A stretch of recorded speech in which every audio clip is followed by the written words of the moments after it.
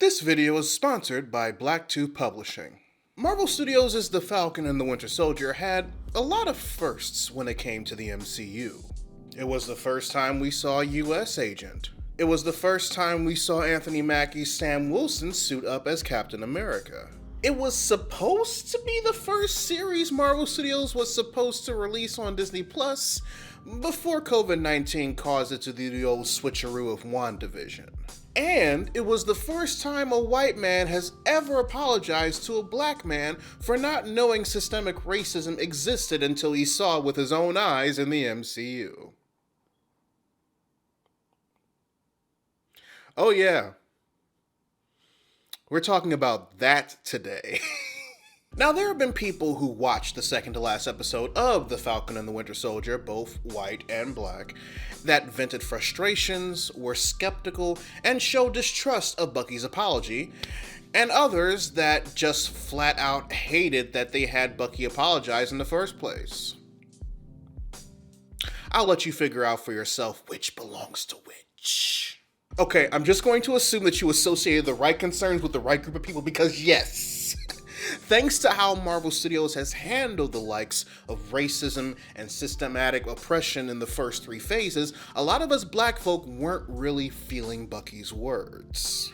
But while that is an important factor and something I'm definitely going to be bringing up in today's lesson, there are others that play a role as to why some people of color were cautiously optimistic about Bucky's realization regarding why Sam was initially slow to pick up the shield. Things like how fiction has depicted certain characters from certain time frames in the recent years, and real-life individuals that make it extremely difficult for folks like Bucky that actually learn the error of their ways to be taken seriously by the people that they want to make amends with. Let's begin.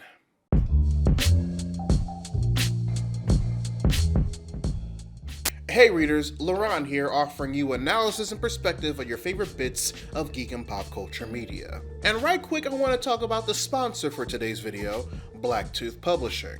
BlackTooth is in the business of creating comics featuring stories surrounding African American heroes from multiple walks of life. And the owner and head creative, Omar Malik, wants to share 3 of the ones that he created to the rest of the world in the form of Volume 1 of the BlackTooth Battalion. In it, the BlackTooth Battalion contains one-shot stories that introduce us to a slew of new and interesting characters and various storytelling styles. Adastra is a mix of slice of life and superheroics and highlights a black teenage girl with shape-shifting powers constantly trying to balance it with her home and social life. Snakebite is a nod to hood classics with a superhero twist to it, with the protagonist fresh out of juvie with magic snake tattoos and trying to figure out if he's going to use his abilities to make things easier or better for himself. And my favorite out of the bunch, Dogpile, who not only is chill with and can speak to 7 different dogs, each with their own unique personalities, but has teleportation powers, a backstory I really can't wait to get into with future installments, and genuinely just wants to protect his neighborhood while also dealing with a lot of the same systemic and capitalist problems and issues a lot of us have to deal with regularly in real life. Right now, BlackTooth Publishing is running a Kickstarter to get this volume and the solo issues of Dogpile, Adastra, and Snakebite out into the world. And as you can see, the book is already completed, with each story containing artwork that's unique to the story that's already fitting of the characters in question.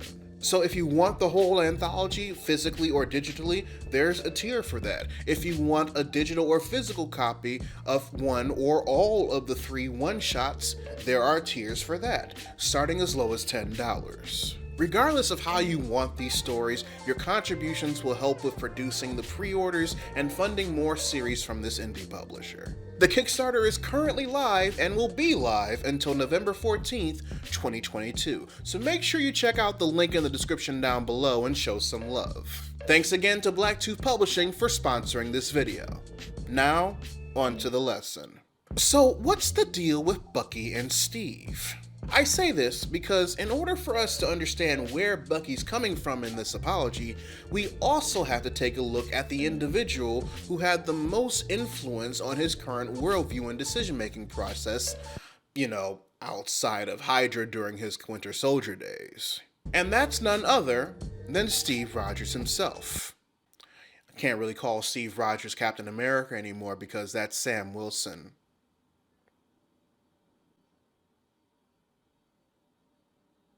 Now, there are at least two aspects surrounding Bucky's mindset when it comes to Sam's decision to not immediately pick up the mantle of Captain America, both warranting Bucky's apology in the second to last episode. The thing about these aspects is that despite one of them being more personal and on a self-conscious level, it's strongly linked to the one that's the main problem and why both Bucky and Steve had this train of thought in the first place. As we know, Bucky took Sam's turning down of the shield pretty hard at first. Because this was a combination of something he and Steve planned and how hard he struggled on seeking the forgiveness of both others and himself for his actions as the Winter Soldier, it was sort of like a confirmation of the capability of his own character since he believed Steve to be a good judge of it. So, when Sam in episode 2 continued to be nonchalant about it,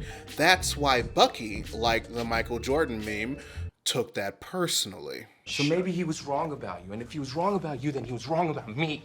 However, the key word in that situation regarding how Bucky reacted when Sam initially turned down the shield and what prompted Steve to make the decision to give Sam the shield in the first place is character.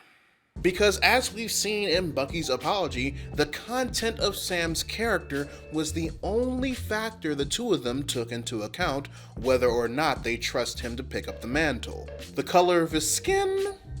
Not so much. When Steve told me what he was planning, I don't think either of us really understood what it felt like for the black man to be handed the shield. How could we? How an apology? Now, why would Bucky and Steve not take into account such an important factor in deciding to pass the mantle of Captain America down to Sam? Well, that's mostly because thanks to how Marvel Studios has shaped the MCU and how others are currently course correcting it, Steve and Bucky are both depicted and treated like idealized versions of white northerners, the type of white folk that modern media loves to depict as the good ones when it comes to how their views differ from southern states on slavery and equality during and after the Civil War and even the Jim Crow era. Even though history has revealed that wasn't exactly the case. Now, Steve Rogers is like the Clark Kent / Kal-El of Marvel Comics, so it makes sense that he's depicted this way even before being given the Super Soldier Serum. After all, seeing your fellow man as equal while at the same time acknowledging that you're no different than anybody else is definitely something I can see Dr. Erskine checking off on his good man list and finding candidates for the first Avenger. And as we see over the course of Steve's career as Captain America in the 21st century, he continues to casually hold this up. He isn't caught off guard when he sees Nick Fury, a black man in a major position of power in the American government. Even though he factored in the safety of everyone on the helicarrier, he views Bruce Banner first and foremost as the man that he is, unlike everyone else who looks at him as the monster he becomes. Word is you can find the cube. Is that the only word on me? Only word I care about. Steve and Sam initially bond over the combination of being veterans and losing someone close to them on active duty. Even his respect for T'Challa, both before and after the Black Panther reveal, is pretty much set in stone because of his status as a monarch. Although they do try a bit too hard to make Steve the respectable one by making Sam be the rude one, which never really sat right with me. So you like cats? Sam. What?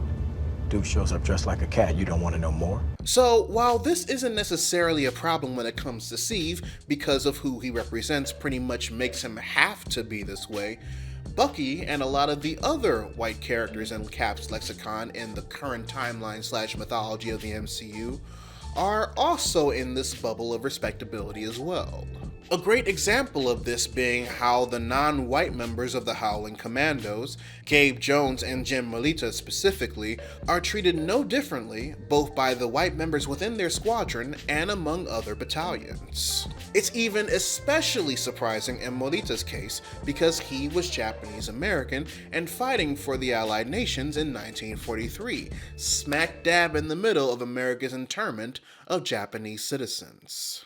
Now, it would be one thing if this was done to highlight that in the MCU, things like racial and ethnic prejudice, systemic racism and oppression, and events centered around certain groups of people across the globe simply didn't exist.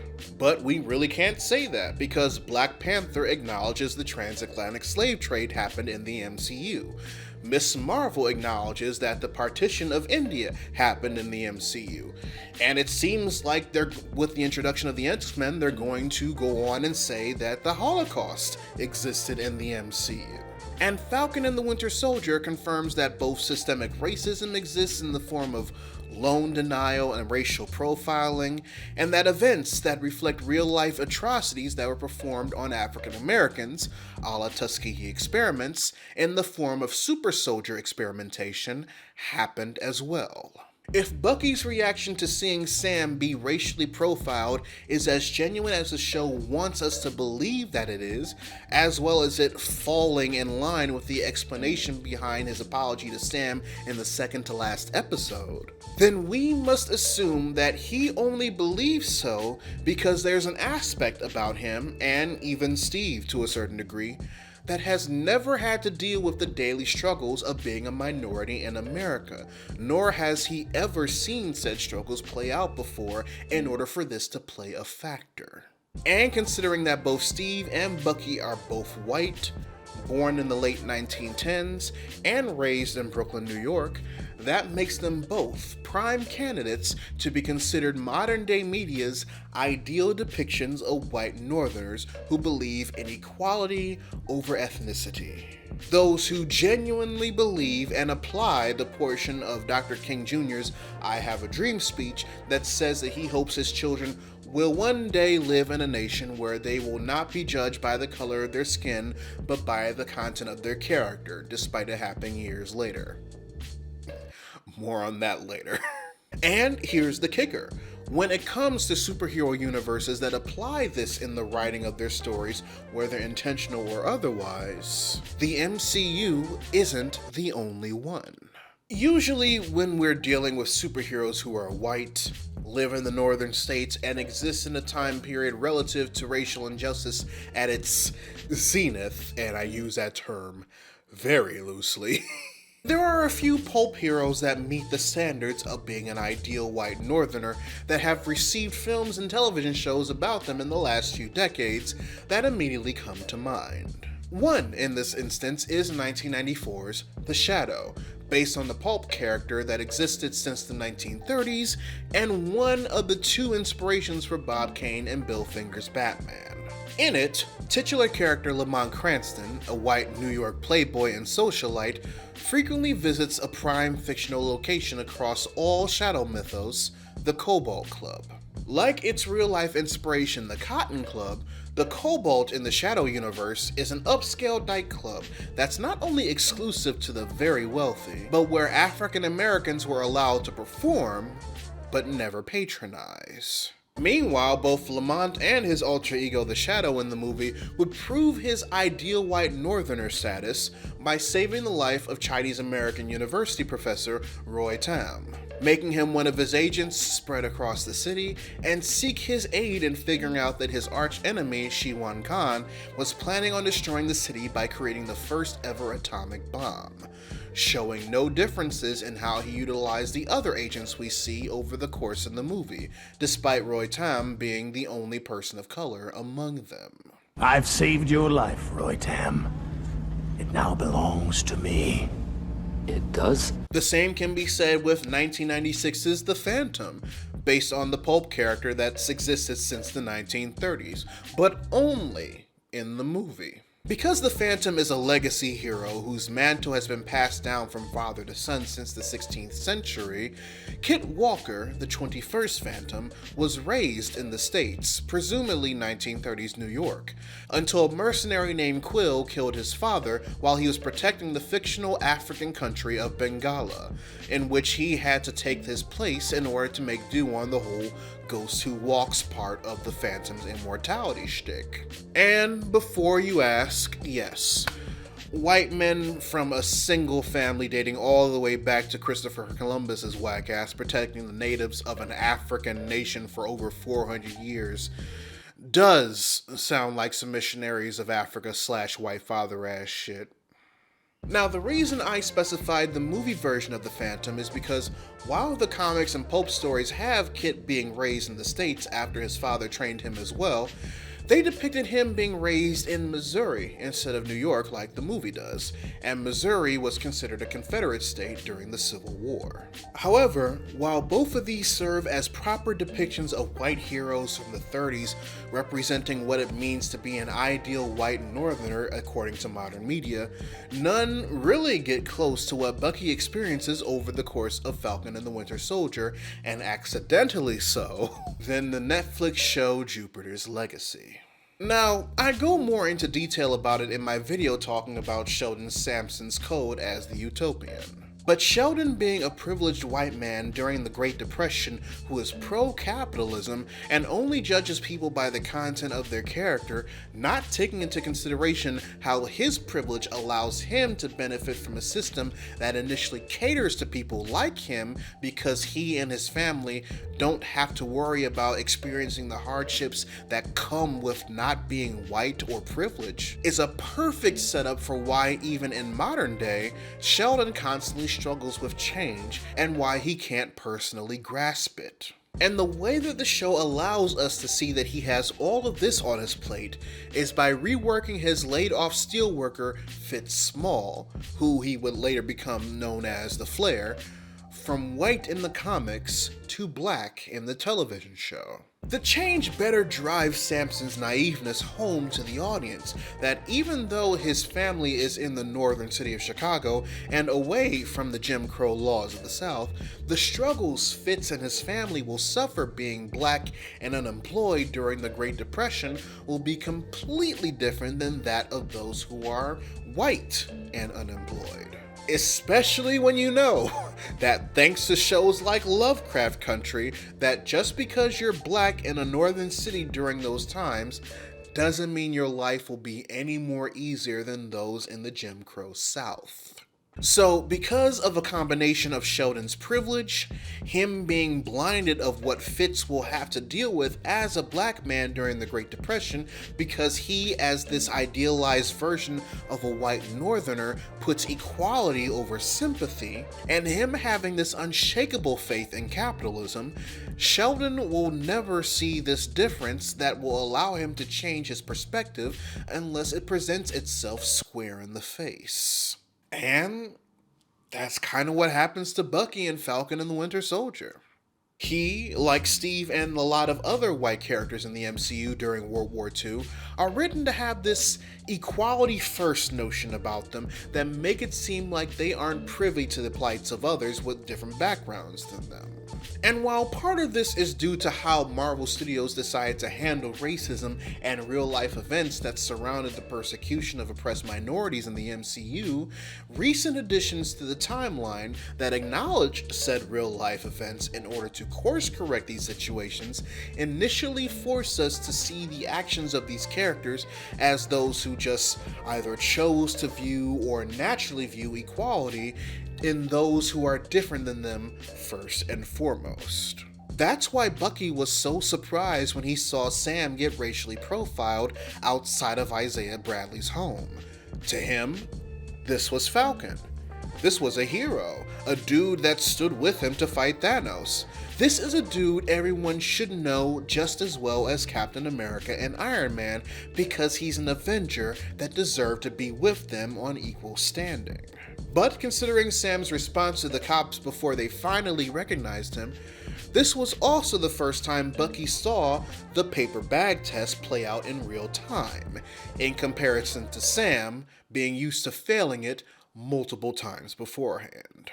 And considering how his apology in the second to last episode went, one can assume that neither Bucky nor Steve ever had to consider these struggles in their decision-making process, let alone factor them into choosing Sam to become the next Captain America. So unlike Sheldon Sampson, at least Bucky has had his eyes opened regarding why things wouldn't be as simple for Sam as they were for Steve, and has made a step in the right direction to rectify some things.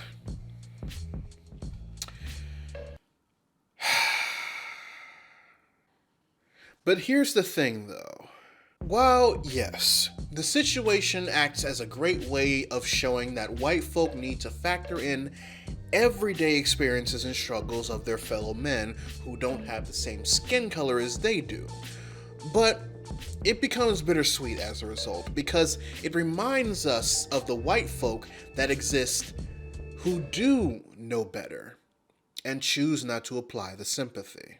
And because it seems that more of those individuals exist than those of the ones Marvel Studios hope to highlight, with Bucky experiencing the everyday life of black folk under the systemic racism of the US, Avenger or otherwise, our trauma causes us to react to said genuine empathy at face value for our own protection. So why do some of us who know that Bucky's experience is genuine and know that Steve was cut out of a cloth that actually genuinely viewed the world in the way that he's depicted to view it in the MCU? What is it about the real world that, despite the Phase 4 writers trying to course correct the lack of acknowledgement of racism and events in history surrounding non-white peoples up until then, causes people to be slow to react positively to Bucky, realizing that while the content of their character is important, that empathy and sympathy must be factored in as well when it comes to how people of color are treated in America versus how it applies to him? What red flag have we experienced in real life that makes us look at this moment and still narrow our eyes in distrust? Well, the red flag in question is in the form of a four-worded phrase. I don't see color. People who claim not to see color tend to use the phrase to insinuate that they, like Steve and Bucky, follow the whole not by the color of their skin but by the content of their character line. But in doing so, they no longer feel the need to relate or understand about the dangers of what it means to be black, Asian, or any other oppressed minority in the country because everyone is equal. So in actuality, they use the preaching of equality as a mask to convince others that they follow Dr. King's dream, but also using it to keep their bigotry hidden. And they are the representatives that are embedded in our minds instead of the lesson Bucky learns due to there being more of them and willfully taking advantage of this loophole. These are the ones who complain at the inconvenience they face whenever a group of minorities are protesting for equal rights or proper justice. These are the ones who make statements about just complying with police if they don't want to get shot or murdered, knowing that they never have to deal with that form of brutality themselves. These are the ones who will clearly mobilize for immediate change on a popular streaming website when something is directly affecting them, but stay silent when their fellow users of color are constantly being bombarded with hate messages and slurs because it doesn't necessarily affect them. It's fine, I just became an affiliate, I can make that critique. These are the ones who will directly use Dr. Martin Luther King Jr.'s words against you whenever anything more radical than peaceful protesting in order to get the point across is even entertained. And the reason why we as black folk hold this clip from the Boondocks Season 1 in such high regard. Because, as we all know, the ideal white northerner that media loves to present to us doesn't necessarily exist in the way that it's presented in movies and television, or sold to us in our high school history books. Yes, northern states didn't believe in practicing slavery, but white Northern America's depiction of African Americans was still pretty off. The majority of them thought that with the abolition of slavery meant the abolition of slaves, that if they got rid of slavery, then they would just all go away. But clearly, that didn't happen. So instead, they decided to keep their racism hidden, become the silent ones that allowed the systemic oppression of the land to do the work for them through certain laws and agitated frustrations, never really being accused of the same blatant displays of racism like their southern counterparts, because the display of equality among their fellow men is technically still there and always has been. After all, how else do you explain the previous existence of sundown towns in northern states? Don't believe me? In my relocation back to Detroit Mission proper, I recently just moved out of a suburb next door to a previous sundown town, Livonia, Michigan. Was I surprised to learn this? Not at all. It's situations like this and what I previously mentioned that are the reason why a lot of southern black folk choose to stay in the South. Why move up north and have to learn and deal with the subtle ways your white neighbors enact their racism against you, when the racism you experience where you live is blatant, easily recognizable, and ways are in place for you to mostly avoid it? It's like the old saying goes, better the devil you know than the devil you don't. So while Bucky might have realized that his decision to not see color got in his way regarding why Sam was slow to pick up the shield, he can only speak for himself in that regard, unfortunately. And considering how many white folk got mad seeing Bucky making that realization, shows exactly how many people consciously choose not to see color for the reasons why the phrase is such a red flag of people of color in the first place. There are plenty of reasons that factored into Bucky's apology not having the impact the writers and showrunner for Falcon and the Winter Soldier thought it would have. Is that the show's fault?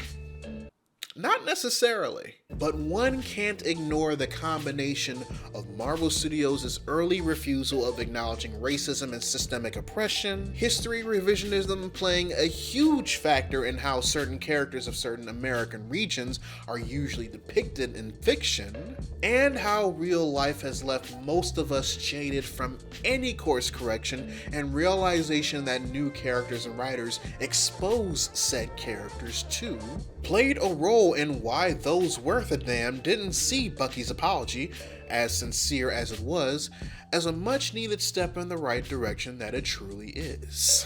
And honestly, while the new blood at Marvel Studios is doing a decent job at tackling at least 2 out of the 3 problems I just listed, because let's just be honest, bigots are gonna bigot even if a show calls them out on their bigotry, I can't really blame those who originally looked at the scene with narrowed eyes for doing so. Both fiction, real life, and the real life reaction to fiction, yes, including the reaction to the fiction that's created by us, has left us tired and untrusting. Now, that's not to say don't do anything, because shit like that is always going to play a factor regardless of how new or treasured an IP in question is. But in the face of everything, when you're faced with that why even bother feeling, you do what the writers of episode 5 of Falcon and the Winter Soldier did when they decided to have Bucky apologize in the first place, and follow Granddad's advice from the Boondocks Season 2. You do what you can. But I digress, readers. Your homework assignment for the day. Write in the comment section below what you thought of Falcon and the Winter Soldier if you've seen it. Or if you feel like sharing with the rest of the class, a moment in film or television that had a sincere development of one of its characters that would have also been better received if certain forces, outside or otherwise, didn't already jade individuals' perception of the concept/situation. Whichever question you decide to answer, I'd love to know your thoughts. A huge shout out to my patrons, both big and small, for helping make this channel possible. Make sure you check out the card at the end of the video to join, or click the link to it or any of my affiliates in the description down below. But until then, this is Readus 101. Class dismissed.